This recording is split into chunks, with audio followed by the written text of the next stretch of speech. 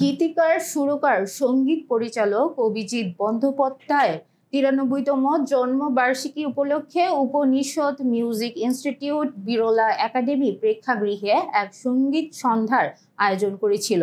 অনুষ্ঠানের সূচনা হয় উপনিষদ স্তোত্র পাঠের মধ্য দিয়ে।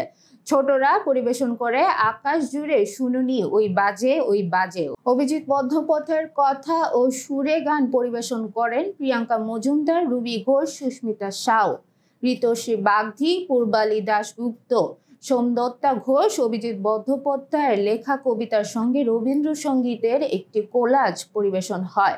গানের গল্প, গানের গান। অভিজিৎ বন্দ্যোপাধ্যায়ের লেখা বই থেকে ভাষ্য পাঠ করেন দেবাশিস বসু। সঙ্গীত পরিবেশন করেন কুস্তব চক্রবর্তী, বিপ্লব কুণ্ডু, সুপর্ণা বন্দ্যোপাধ্যায়, পাপড়ি গাঙ্গুলি, পূর্বালী দাশগুপ্ত, ঋতশ্রী বাগধি।